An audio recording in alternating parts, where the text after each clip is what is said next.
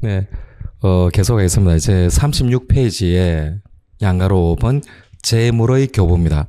그래서 사기죄는 사람을 기망하여 재물 교부 받아야만 되죠. 예, 재물 교부와 관련해가지고 판례가 두 가지가 있죠. 1번 봅니다. 대가로 1번. 네, 재물의 교부가 있다라고 하기 위해서 반드시 재물의 현실적 인도가 필요한 건 아니고 재물이 범인의 사실상의 지배 아래에 들어가 그의 자유로운 지배 처분이 가능한 상태에 놓인 경우에도 재물 교부가 있었다라고 보는 겁니다. 반드시 현실적 인도가 필요하진 않다는 겁니다. 이게 무슨 말이냐? 대가로 2번입니다. 예, 갑은 대금을 지급할 능력과 의사가 없음에도 도자기 제작자인 을에게 백두산 미륵불상 건립 사업을 홍보하기 위한 내용이 담긴 도자기 5,000개에 주문합니다. 5,000개나. 갑은 일단 땡중입니다. 땡중. 스님인데 완전 사이비 같은 거. 갑이 지금 원하는 것은 백두산에 미륵불상을 봉안한다는 겁니다. 백두산에. 중국을 거쳐가지고. 그래서 이걸 홍보하기 위해서 도자기 5,000개입니다. 5,000개. 거기에 미륵불상 그림도 있고, 그래서 글자도 있고, 또 갑자기 자신의 낙관도 찍혀 있습니다.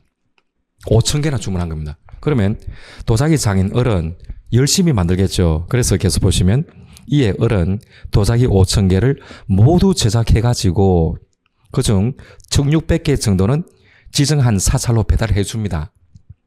나머지 3,400개 정도는 갑의 지시에 따라 지정된 사찰로 배달할 수 있는 상태에 놓인 채로 계속 을이 보관 중입니다. 여기서 문제가 된 겁니다. 사기죄는 사람을 기망하여 재물 교부 받아야 되죠. 그럼 5,000개 중에 전국 같이 배달로 사찰로 배달된 1,600개는 재물 교부가 있었다라고 봅니다. 사기죄가 성립할 겁니다. 근데 문제는 나머지 3,400개입니다. 요거는 누가 갖고 있습니까? 갑입니까? 을입니까? 장인 을이 그대로 보관하고 있잖아요. 그럼 이것도 재물 교부 받았다라고 볼 수 있을까요? 여기 다툼 증거입니다. 그래서 1,600개에 대해서는 사기죄는 기소고 나머지 3,400개에 대해서는 미수 아니냐. 왜? 교부받은 게 아니니까 을이 그대로 갖고 있다는 겁니다. 어떤가요? 근데 문제는 갑이 전화만 하면 을이 전국 같이 사찰로 배달할 수 있도록 준비해 놓고 있잖아요. 그렇죠. 현실적 인도 받은 건 아니지만 3,400개도 범인의 자유로운 지배 처분이 가능한 상태에 놓인 겁니다. 그래서 해설 봅니다. 갑의 주문에 따라 제작된 도자기 중 실제로 배달된 것뿐만 아니라 갑이 지정하는 장소로의 배달을 위하여 을이 보관 중인 도자기도 갑에게 모두 교부되었다라고 판단되는 겁니다. 따라서 화살표 도자기 5,000개 전부에 대한 사기죄 성립이 인정됩니다. 아시겠죠? 참 살다 보면 희한한 사람 많습니다. 그래서 이 땡중이 무슨 백두산에 미륵불상을 봉안한다고 홍보하고 막 이렇게 한 겁니다. 참 그렇죠. 예, 2번 판례입니다. 2번 판례가 은근히 추적가 잘 되는 판례죠. 대가로 1번 재물 편취를 내용을 하는 사기죄의 경우 기망으로 인한 재물 교부가 있으면 그 자체로서 피해자의 재산 침해가 되어 곧 사기죄는 성립하는 것이고 그로 인한 이익이 결과적으로 누구에게 기속하는지는 사기죄 승부에 아무런 영향이 없습니다. 오늘 기본수 때 이건 봤죠. 사기죄는 꼭 내가 받아야만 됩니까? 제3자에게 교부하게 해도 되는 겁니까? 사기죄는 제3자 취득 규정이 있죠. 347조 2항입니다. 전항의 방법으로 즉 사람을 기망하여 제3자로 하여금 재물 교부받게 하거나 재산상 이익을 취득하게 하는 경우에도 사기죄는 성립합니다. 그래서 대가로 1번까지는 기본수 때 본 겁니다. 그렇죠. 기망으로 인한 재물 교부가 있으면 그 사기죄는 성립하고 그로 인한 이익이 결과적으로 누구에게 기속하는지는 사기죄 승부에 영향이 없습니다. 그리고 사실관계입니다. 대가로 2번입니다. 갑이 을에게 이중 매도한 기후당문사고도입니다. 택지 분양권. 이제 이 판례가 나오면 그냥 외우고 답을 고를 수 있도록 택지 분양권을 순차적으로 매수한 병정에게 이렇게 쭉 된 겁니다. 칠판 통해서 같이 봅니다.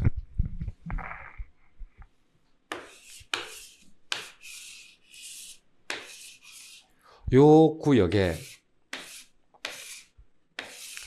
도시 재개발 사업이 이루어집니다. 네, 기존에 있는 것들을 다 허물고 도로도 정비하고 그렇죠. 그러면 원래 이 땅의 소유자가 있을 거잖아요. 이 땅의 소유자가 이 사건 피고인 갑입니다. 그러면 이 사람의 땅을 이렇게 재개발했으니까 집을 지을 수 있도록 그러면 택지 분양권을 맨 처음에 취득하는 사람은 갑입니다. 갑에게 정당한 보상을 해줘야 되니까. 그래서 이 갑이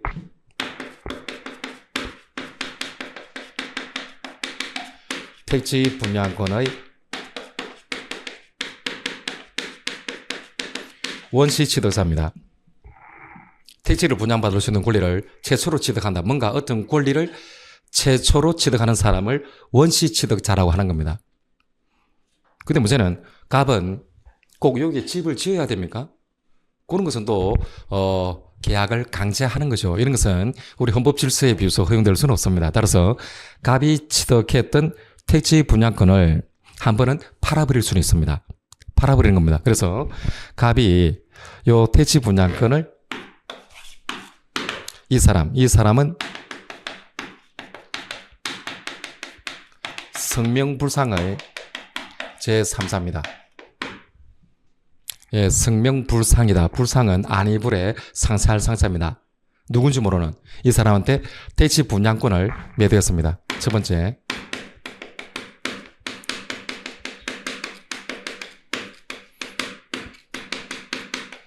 갑이 팔아버립니다.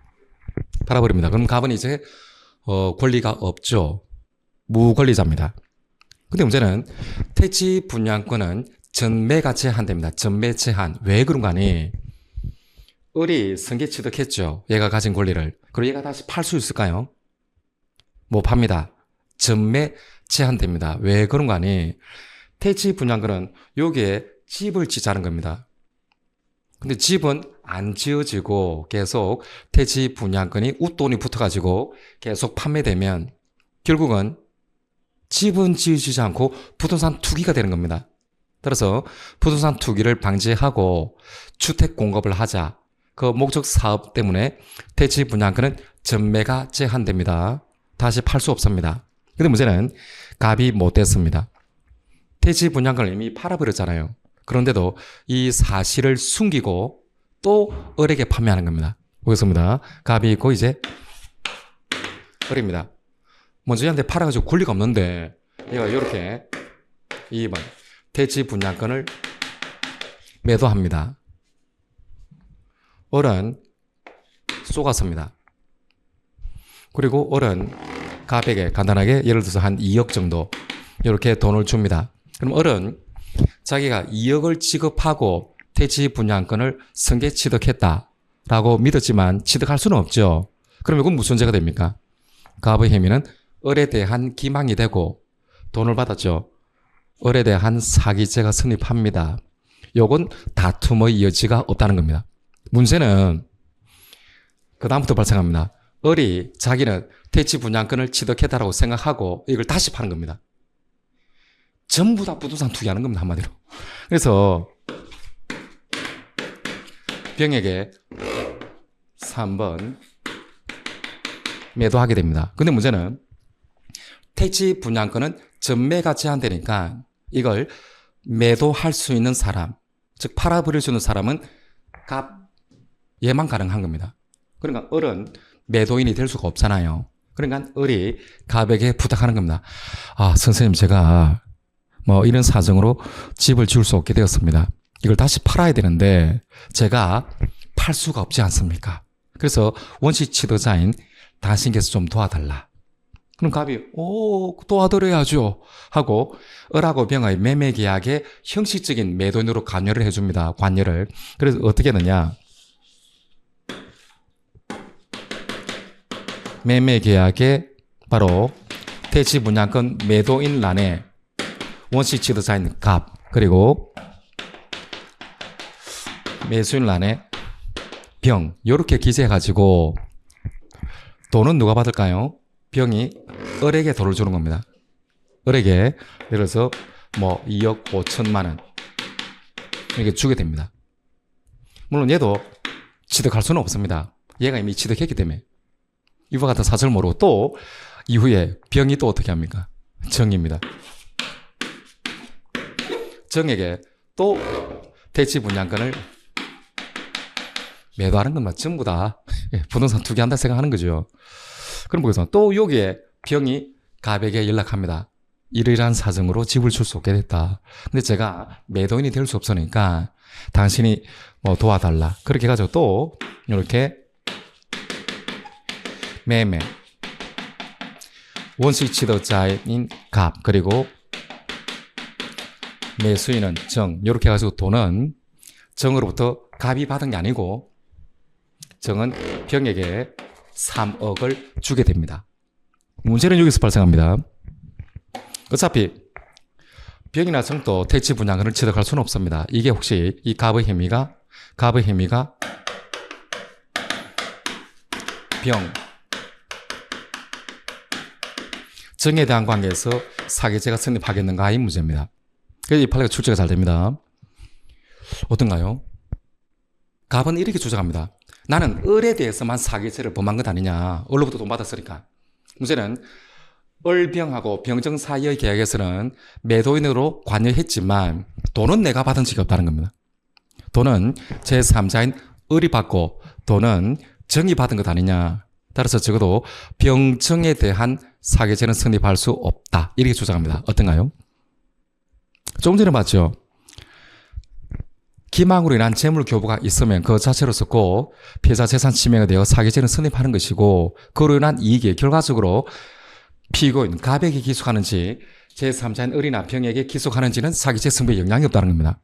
왜? 사기죄는 제3자로 하여금 취득하게 해도 되잖아요. 알겠죠? 사기죄 성립합니다. 이 판례에 의미가 있습니다. 그래서 꼭 알고 있어야 될 필수 판례입니다. 그래서 대가로 2번 봅니다. 키워드는 택지 분양권이고 그럼 병정에게 이중 매도 사실을 숨긴 채 자신 명의로 매매 계약서를 작성해 주었으나 그 다음 가로 열고 이를 정리해 놓으면 가로 열고 갑이 직접 매매 대금을 수령하지 않은 경우 가로 닫고 그러면 병정에 대한 사기죄 성립합니다. 그럼 어떻게 그 출제할까요? 여러분들이 출제자라면 이렇게 하는 겁니다. 뭐 택지 분양권 매매 계약서 작성했으나 갑이 직접 매매 대금을 수령하지 않은 경우라면 병정에 대한 사기죄는 성립할 수 없다. 틀린 질문입니다. 아시겠죠? 꼭 진열해 놓습니다. 제 양가로 6번입니다. 재산상 손해 발생 여부입니다. 기본소득 보았죠. 사기죄가 성립하기 위해서는 재산상 손해 발생이 요구되지는 않습니다. 박스에 1번. 기망으로 인한 재물 교부가 있으면 그 자체로서 곧 사기죄는 성립하는 것이고 뭐 상당한 대가가 지급되었다거나 피해자의 전체 재산상에 손해가 없다고 하더라도 사기죄 성립에는 영향이 없습니다. 그래서 화살표 판례는 손해발생 불료설의 입장입니다. 손해발생 불료설의 입장입니다. 바로 넘어가겠습니다. 이제 오른쪽 페이지 양으로 치면 편취액의 산정입니다. 편취액의 산정입니다. 사기죄의 경우 편취 금액을 산정할 필요성이 있죠. 왜? 경우에 따라서는 편취한 금액이 5억 이상이 되면 우리 형법상의 사기죄가 아니고 특경법 위반 사기죄로 가중처벌된다는 겁니다. 그럼 한번 보겠습니다. 박스 1번. 이런 기본소득 봤죠. 사기죄에서 대가가 일부 지급된 경우에도 그 편취액은 피해자로부터 교부된 돈으로부터 대가를 뺀 차액이 아니고 교부받은 돈 전부죠. 교부받은 돈의 전부가 됩니다.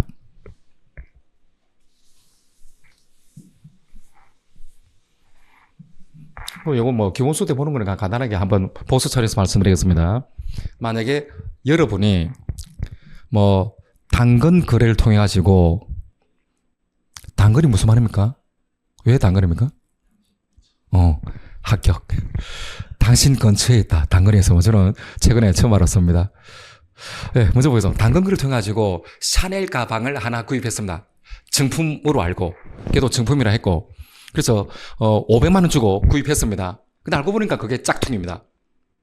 그럼 여러분들은 이 샤넬 백의 짝퉁, 요거 소유권 취득할 수 있다 하더라도 걔는 사기죄 성립합니다. 왜? 짝퉁인 줄 알았더라면 500 주고 안 사잖아요.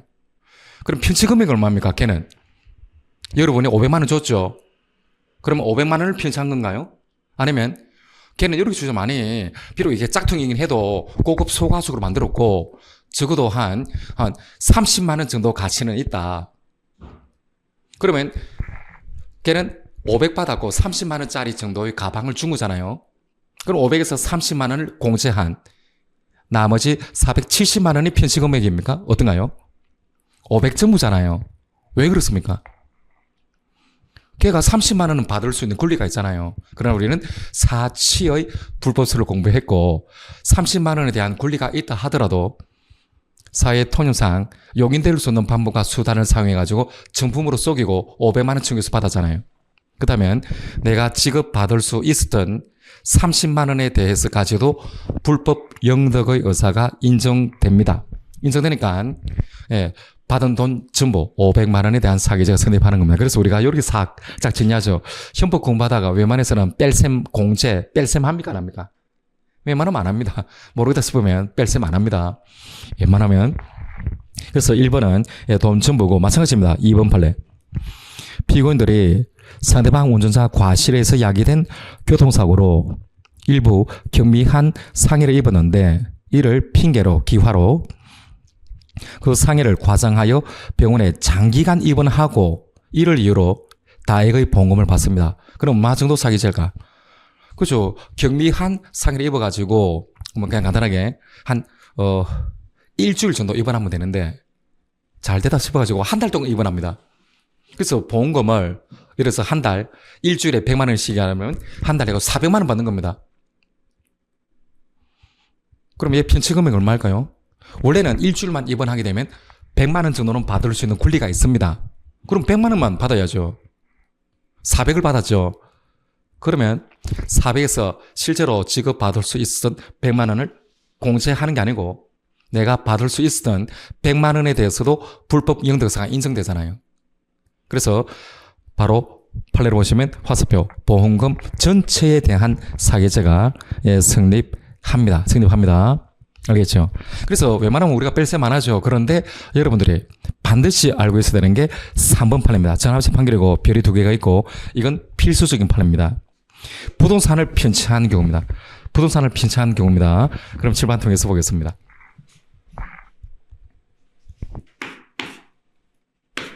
이 건물이 있습니다. X라는 건물이 있습니다. 할아버지 을이 있고 갑이 있습니다. 갑이 할아버지를 기망합니다. 기망해가지고 할아버지 소유 X 건물을 갑 명의로 이전 등기받습니다. 소유권 이전 등기를 격려받고 그래서 일단 사람을 기망하여 재물 교부 받은 겁니다. 사기죄 성립하는데 문제는 퀘스천.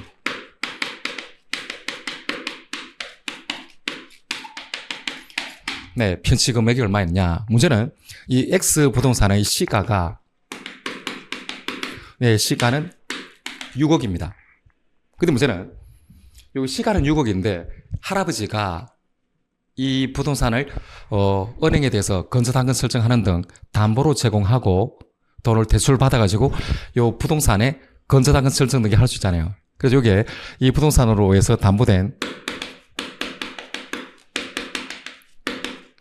피담보 채무가 3억입니다. 3억. 담보로 정한 게 3억입니다. 대충. 그러면 우리가 이렇게 공부를 하게 되죠. 이 X 부동산의 시가는 6억인데 그러면 실제 교환 가치는 얼마입니까?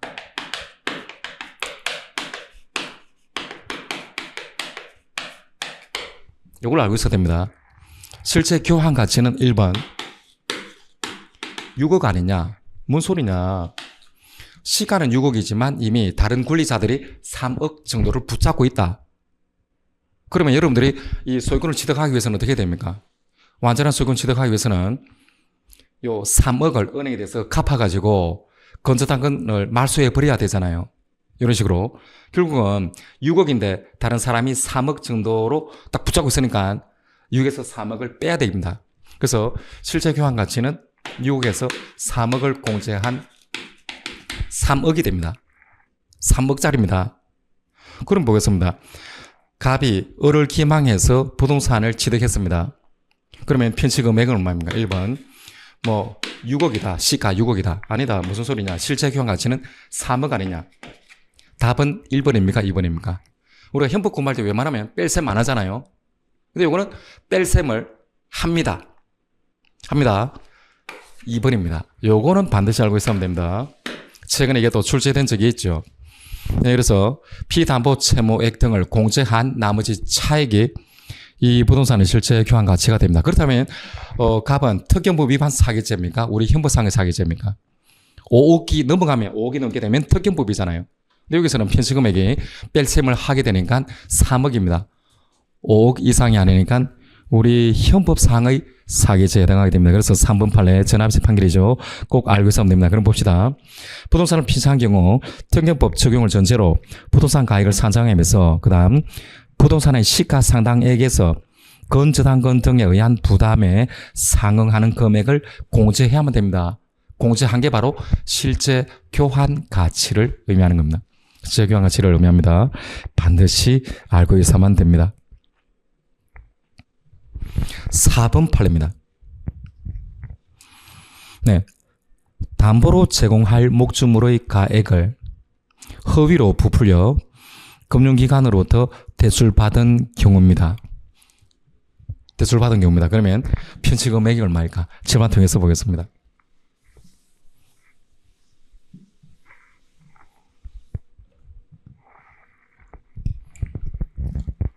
그래서 지금 요거 이 X라는 겁니다. X라는 건물이고 갑이 KB 은행으로부터 이 부동산을 담보로 대출 받으려고 합니다. 근데 어떻게든 대출을 많이 받기 위해 가지고 이 목조물 가액을 부풀리는 겁니다. 그래서 어떻게 되냐? 얘가 정상적이라면 X 건물의 교환 가치입니다. 교환 가치가 100억이다. 그러면 KB로부터 대출 받을 수 있는 금액은 만약에 50억이다라고 하겠습니다. 50억은 대출 받을 수 있었던 겁니다. 근데 문제는 얘가 어떻게든 대출을 많이 받기 위해 가지고 그렇죠. X의 가액을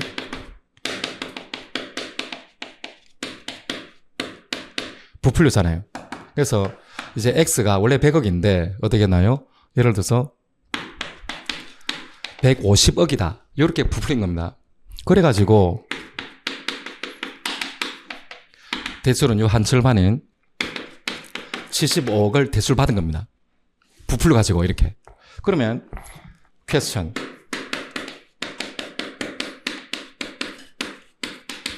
편취 금액은 얼마입니까? 1번 얘가 75억을 대출 받았잖아요. 그러면 75억에 대한 사기죄다. 무슨 소리냐? 원래대로라면 50억은 대출 받을 수 있지 않았냐? 그러면 바로 받은 75억에서 원래 대출 받을 수 있었던 돈 50억을 빼야 되는 것 아니냐? 따라서 75억에서 마이너스 50억을 원래 대출 받을 수 있었는 거예요. 이거는 뺀 나머지 25억이 편취 금액이다. 답은 1번일까요? 2번일까요? 이렇게 생각하면 되죠. 갑은 원래 지급받을 수 있었던 대출 받을 수 있었던 50억에 대해서 편취 의사, 불법 영도 의사가 있습니까? 없습니까? 있죠. 내가 원래 대출 받을 수 있는 권리가 있다 하더라도 관련사 수단으로 용인될 수 있는 수단과 방법을 사용했다는 겁니다. 따라서 내가 원래 받을 수 있었던 이 50억에 대해서도 불법 영도사가 인정되니까 사치의 불법설입니다. 공제할 필요 없습니다. 답은 1번입니다. 75억 전부가 편취 금액이 됩니다. 그게 지금 4번입니다. 보겠습니다. 담보로 제공할 목조물 가액을 부풀려 대출받은 경우 그 대출이 기망 행위에 의하여 이루어진 이상 그로서 사기죄는 성립하고 이 경우 사기죄 이득액에서 담보물의 실제 가액을 전제로 한 대출 가능 금액을 공제할 필요는 없습니다. 공제할 필요 없습니다. 그 사람 이렇게 하면 되죠. 웬만해서는 뺄셈 안 합니다. 뺄셈 안 하는데 여러분들의 머릿속에 반드시 넣어둬야 되는 게 3번 이 전화시 판결입니다. 요것만 정리하고 나머지는 뺄셈을 안 하더라. 이렇게 생각하시면 되죠. 이렇게 생각하시면 됩니다.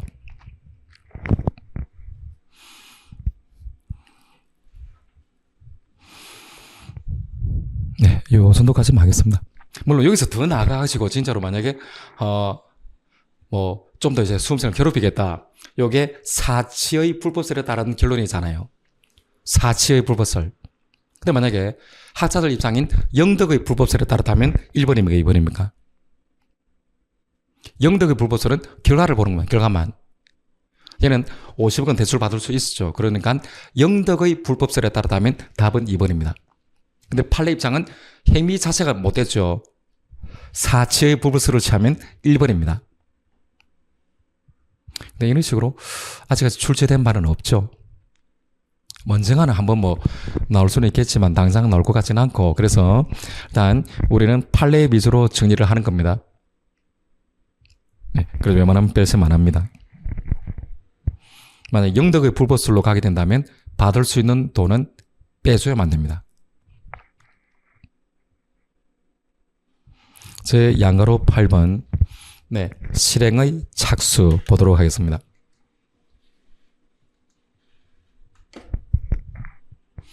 뭐 실행 착수의 경우에 판례적으로 주르륵 있죠. 보겠습니다. 먼저 네, 뭐 1번 오래된 판례죠. 보겠습니다.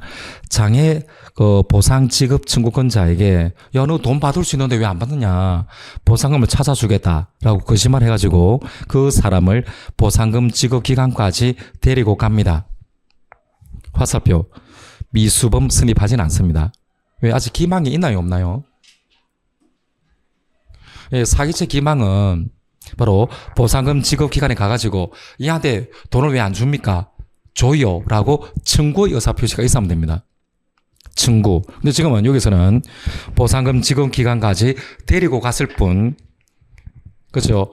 돈 얘한테 주라 라고 청구의 의사표시를 한 바 없습니다. 그래서 사기 미수죄에 성립하지는 않습니다. 그렇죠. 모든 뭐 거짓말만 하면 기망이 되는 건 아니죠. 지금 보상금 찾아주겠다. 지금 저 거짓말 했죠. 이건 기망이 아닙니다. 사기죄에서 기망이 될 수는 없습니다. 네. 2번하고 3번이 세트 메뉴죠. 뭐 은근히 출제가 잘 되고 있습니다. 점수를 주기 위한 겁니다. 2번.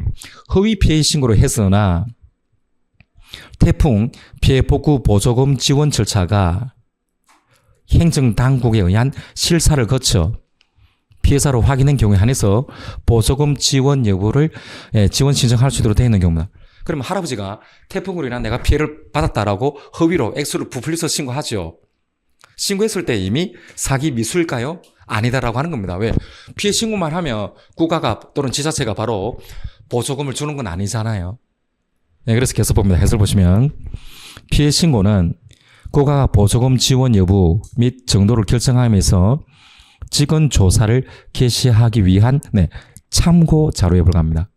따라서 허위의 피해 신고만 가지고는 보조금 편취 범행의 실행 차수한 것으로 볼 수는 없습니다. 똑같은 게 3번입니다. 장인단체 지회장이 지자체로부터 보조금을 더 많이 지원받기 위하여 허위의 보조금 정산 보고서를 제출합니다. 그렇죠. 왜냐면 작년에 받은 돈이 30억인데 그걸 뭐 20억만 썼다 이렇게 올리면 그 다음부터는 보조금을 깎을 수 있잖아요. 그러니까 30억 받은 거 우리가 다 썼고 모자란다 이렇게 해야지만 그 다음 연도에 좀 더 많이 지원받을 수 있죠. 따라서 이 지회장이 허위의 보조금 정산 보고서를 제출합니다. 사기 실행 차수가 인정될까? 계속 봅니다. 보조금 정산 보고서는 보조금 지원 여부 및 금액을 결정하기 위한 참고 자료에 불과합니다. 따라서 화살표 사기 미수죄 성립하지는 않습니다. 그 다음 4번하고 5번 판례죠. 이거 세트 메뉴로 연결해서 정리를 해두면 됩니다. 앞으로도 자주 보게 될 겁니다. 피담보 채권인 공사대금 채권을 실제와 달리 허위로 크게 부풀려 키워드는 유치권에 의한 경매 신청입니다. 유치권에 의한 경매 신청한 겁니다.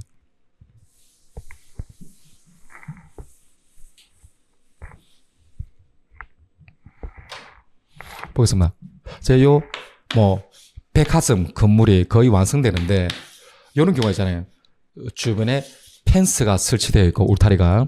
여기에 현수막을 딱 걸어둡니다. 현수막이 뭐라고? 유치권을 행사 중입니다. 이런 식으로. 유치권 행사 중입니다. 이런 식으로. 왜? 공사업자가 시공사에서 건물을 다 지었는데 공사 대금을 받아야 되잖아요. 근데 공사 대금을 안 줍니다.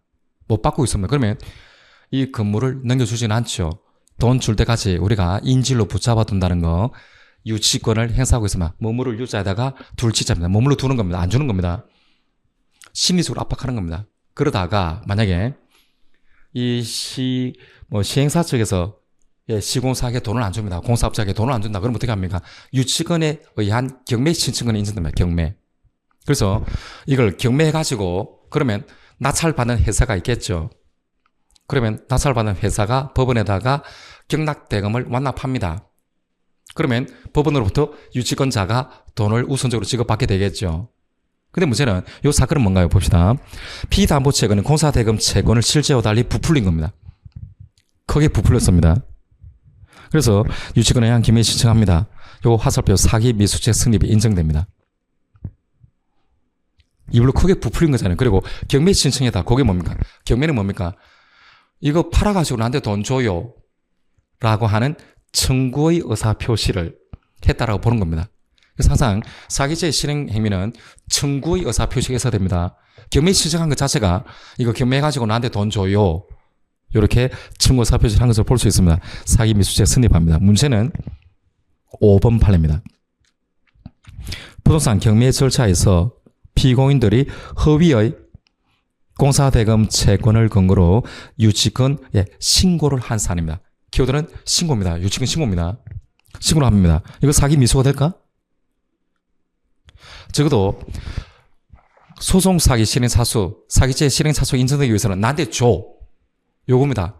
방금 유치권에 의한 경매 신청했으니까 경매에서 나한테 돈 줘 이런 거잖아요. 근데 지금은 유치권 신고입니다. 보겠습니다. 유치권자가 경매 절차에서 유치권을 신고하는 경우 법원은 이를 매각물건 명세서에 기재하고 그 내용을 매각기일 공고에 드러내줍니다. 즉시 하지만 이는 경매 목적물에 대하여 유치권 신고가 있음을 입찰 예정자들에게 알리는 것에 불과합니다. 이 건물에 대해서 유치권을 행사하고 있는 사람이 있으니까 여러분들이 신경 써서 입찰에 참가하든지 하시라 이런 겁니다. 그럼 뭡니까? 유치권 신고를 하게 되면 법원은 이걸 팔아가지고 쟤한테 돈 줘 이렇게 판결을 해주는 게 아니죠. 어떤 재판으로 나가는 게 아닙니다. 그냥 유치권 신고가 있음을 널리 알리는 것에 불과합니다. 따라서 이거는 화살표 사기 미수죄 성립하지는 않습니다. 그래서 4번, 5번을 함께 정리를 해둬야만 됩니다. 그리고 좀 더 어렵게 나가면 6번 판례입니다. 6번 판례 볼까요? 피고인 갑회사 운영자입니다. 갑회사의 을에 대한 채권이 존재하지 않는다는 사실을 알면서도 그 사실을 모르는 병입니다. 병은 갑회사의 채권자입니다. 갑회사한테 돈을 빌려준 병에게 갑회사의 을에 대한 채권의 압류 및 그 다음 키워드 한번 잡아둡니다. 전부 명령 신청 여기 키워드입니다. 그리고 이제 오늘 이후부터는 보습해가지고 전부 명령 신청 딱 나왔을 때 이거 사기 미수가 되는지 안 되는지 외워둘 필요가 있습니다. 이거 안 그래 어렵습니다. 전부 명령 신청입니다. 이거 사기죄 화살표 보시면 사기 미수죄 불성립 이렇게 되어 있네요. 근데 방금 이것만 읽어봐가 그럼 뭔 소리요? 이런 생각이 듭니다. 페이지 넘어가면 그림이 있습니다. 그림이 있고 칠판에도 같이 한번 보겠습니다.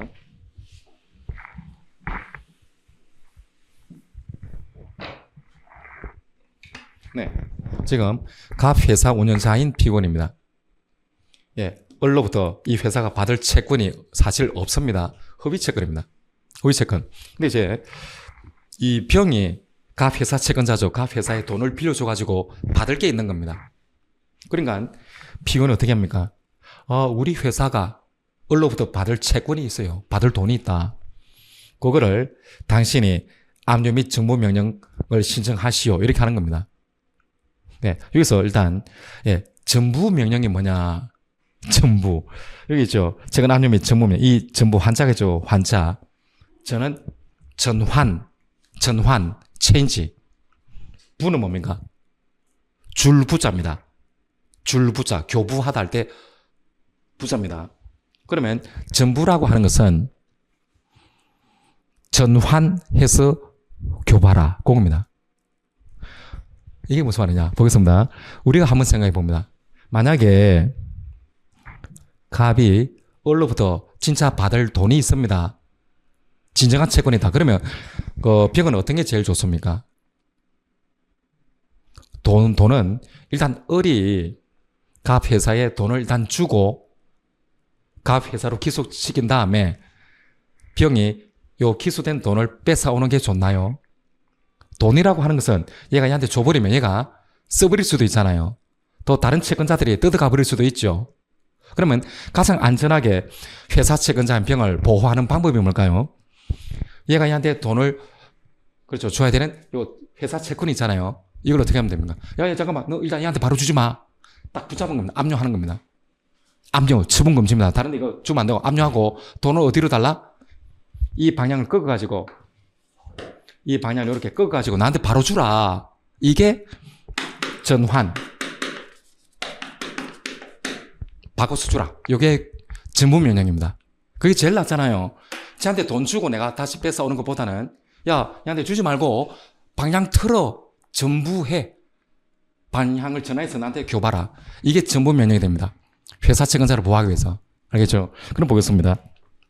근데 문제는 회사의 을에 대한 채권이 없는 거잖아요. 그럼 봅시다.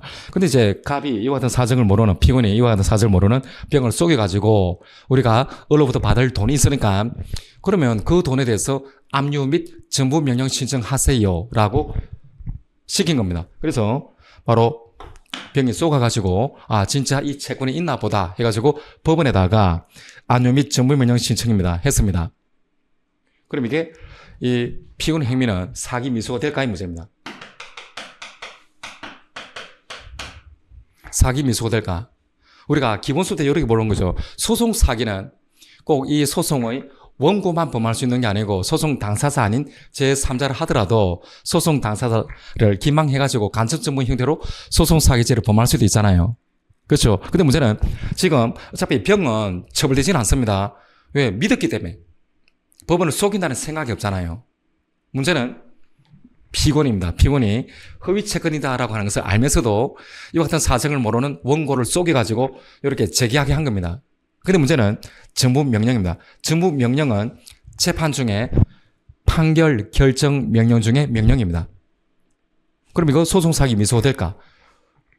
쉽지는 않죠. 그러니까 우리가 고마는 겁니다. 보겠습니다. 먼저 요 부분. 그래서 법원으로부터 채권 압류 및 전부명령을 받습니다. 근데 문제는 전부명령이죠. 전부명령을 받는다. 그럼 법원이 어떻게 하는 겁니까? 야, 네가 요렇게 한테 돈을 줘라. 이런 식으로 전부명령을 해주는 겁니다. 그러면 이거 기판력이 발생합니까? 기판력이 뭐냐면 실제로 이 채권은 없죠. 그런데 법원이 전부명령을 이렇게 해주면 을이 갑에게 원래는 갚을 돈이 없잖아요. 그렇죠? 갑 회사의 을에 대한 채권이 존재한다 라는 식으로 기판력이 발생할까요? 발생 안 합니다. 왜? 기판력은 판결의 효력입니다. 이거 명령이잖아요. 명령입니다.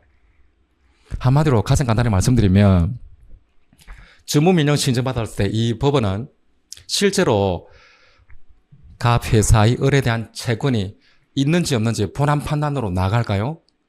아니면 좀 신속하게 감류처럼 신속하게 일단 전부명령을 해줍니까? 신속하게 전부명령을 해줄 뿐이고 요 법원은 실제로 갑 회사의 을에 대한 채권이 있는지 없는지 본안 판단으로 나가지는 않습니다. 본안 판단은 나중에 전부금 소송을 걸었을 때 그때 판단하게 됩니다. 여기 봅시다. 여기 해설에서 여기 이제 동그랗게 집행력 있는 정보의 종부 그리고 집행 개시 요건 구비 여부 등은 법원의 심사 대상이지만 핵심 요구입니다. 비압류 채권의 종부는 심사 대상이 아닙니다.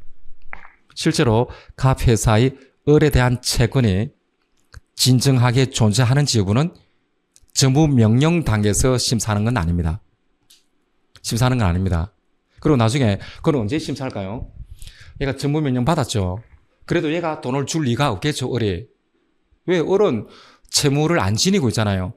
아니 정부 명령까지 받았는데 을이 돈 안 줍니다. 그러면 갑이 이 정부 명령을 토대로 을에게 이제 다른 법원에다가 전부금 소송을 제기해야 됩니다. 전부금 소송, 이건 판결을 요구하는 겁니다. 그러면 전부금 소송까지 제기하게 되면 법원은 실제로 갑 회사의 을에 대한 채권이 있는지 없는지 본안 판단으로 나가게 되고 채권이 있다 이렇게 판단해버리면 바로 채권이 있는 것으로 기판력이 발생하게 됩니다. 알겠죠? 그래서 이거 볼까요? 그래서 핵심은 이겁니다. 정부명령 신청한 사건에서는 법원은 회사의 을에 대한 채권이 있는지 없는지까지 심리하지는 않습니다. 예, 그래서 볼까요? 이렇게 밑으로 피압류 채권, 즉 회사의 을에 대한 채권이 유효하게 존재하는지 이유는 본안 판단인 전부금 소송에서 법원의 심사의 대상이 되는데 4는 전부금 소송까지 아직 병이 제기한 적은 없다는 겁니다. 예, 그렇다면 피고인에게는 사기 미수죄 불성립합니다. 사기 미수죄 성립하지 않습니다. 어렵습니다. 어떻게 외웁시다. 예, 외우면 됩니다. 자주 보고 외웁니다. 그래서 아까 태지 분양권 사건 딱 나오면 병정에 대한 사기죄가 성립합니다. 갑이 안 받아도 자주 보고 외우는 겁니다. 그 다음 이 전부금 전부명령 신청한 사건에서는 전부명령의 경우 실제로 채권이 존재하는지까지는 심리하지 않으니까 적어도 소송 사기 미수 성립이 부정되었다 이렇게 외우두는 겁니다. 모든 수험생이 좀 어렵게 느끼는 판례입니다. 우리는 꼭 정리를 합시다. 이제 그림 바로 밑에 7번입니다. 7번. 네, 2011년도 판례입니다. 참 사기죄 판례가 참 많긴 많죠.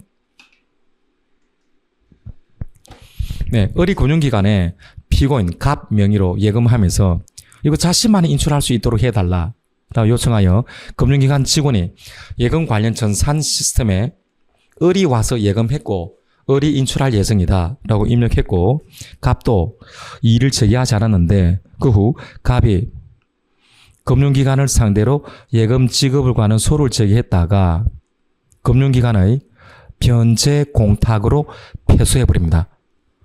이거 사기 미수가 될까? 갑에게. 보겠습니다.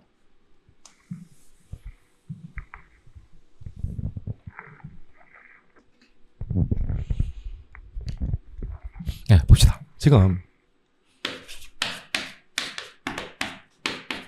갑이 있습니다. 갑이 은행에다가 예금을 넣어두려고 합니다. 예금을. 예를 들어 한 30억을. 근데 문제는 을이 등장합니다. 을이 갑으로부터 받을 돈이 있었나 봅니다. 그리고 어떻게 하느냐. 갑하고 을 사이에 이제 얘기한 거죠. 갑의 돈을 을이 예금하고 을이 인출하겠다. 이렇게 한 겁니다. 그래서 금융기관 갑니다. KB에서 은행원이 있을 것이고 은행원이 여기에 전산 컴퓨터가 있겠죠. 컴퓨터가 있고 창구도 있습니다. 이제 와가지고 이렇게 예금하는 겁니다. 실제로 이 돈은 갑의 주문에서 나온 겁니다. 근데 을이 와서 예금하면서 뭐라고 하느냐. 이건 내가 인출할 겁니다. 이렇게 한 겁니다. 네, 그래서 은행 직원이 요 컴퓨터에 을이 예금하러 왔고 또 을이 인출할 예정이다. 이렇게 입력을 합니다. 입력하고 그리고 예금 계약서 있죠. 예금 계약서에 만약에 30억 이렇게 해가지고 예금주는 갑 그리고 도장 쿵 이렇게 찍은 겁니다. 무슨 말인지 알겠죠? 갑의 돈을 을이 와가지고 예금하고 인출할 예정이다라고 얘기했고 은행 직원이 컴퓨터에 을이 와서 예금했고 을이 인출할 예정이다 입력했고 예금 계약서에는 예금주는 갑이라고 명시되어 있습니다. 이런 상황에서 시간이 지납니다.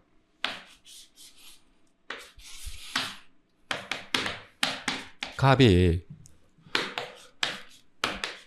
뭐 KB 네, 은행을 상대로 예금 반환 청구권을 행사합니다. 돈 줘.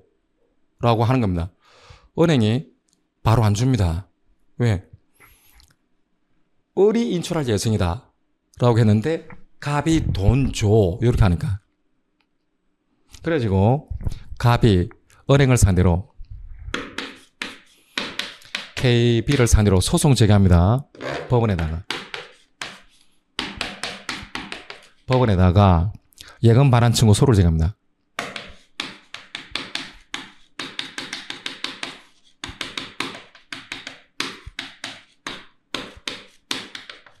소를 제기합니다. 왜 내 돈 안 주냐고. 그리고 소장 부분이 국민은행에 송달되겠죠. 얘가 이제 피고입니다. 얘가 원고고. 그래서 이렇게 이제 소를 제기하니까 국민은행은 고민에 빠지는 겁니다. 예금주가 누굽니까? 을한테 줘야 되나? 계약서에 명시된 갑에게 줘야 되나? 진정한 채권자가 누구인지 확실하게 알 수 없다. 그래서 어떻게 하느냐? 은행은 공탁소 있죠. 법원 옆에 보통 공탁소가 있죠. 공탁소에 변체 공탁을 해버립니다.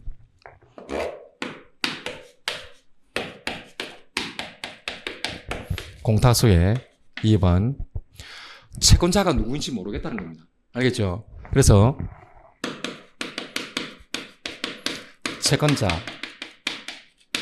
불확지를 원인으로 한자죠. 채권자가 누구인지 그죠? 알지자 확실할 활자 확실하게 알 수 없다. 그래서 변체 공탁해버립니다.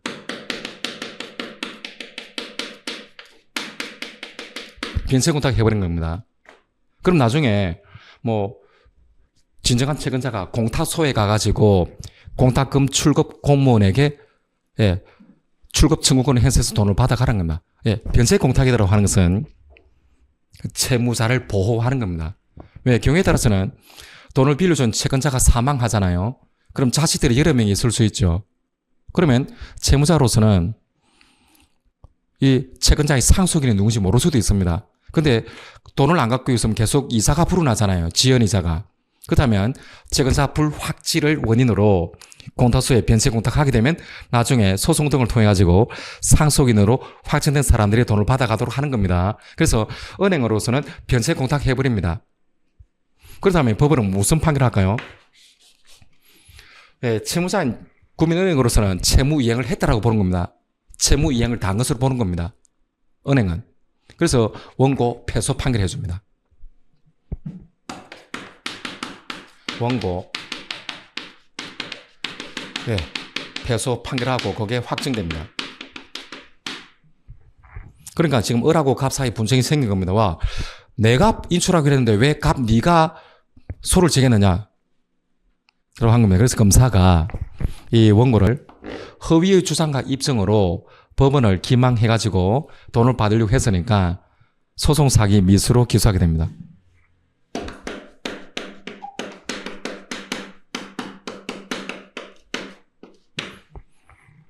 소송 일단 기수는 될 수 없죠. 소송 사기는 원고가 제기했다면 승소 판결 받고 확정돼야 되는데 패소 판결 받았잖아요. 그래서 지금 적어도 이렇게 소를 제기했죠. 소송 사기 미수가 될까 안 될까 이게 다투어진 겁니다. 그럼 한번 생각해 봅시다. 이 사건의 핵심은 뭘까요? 누가 예금 줍니까? 이 사건의 핵심은 퀘스천.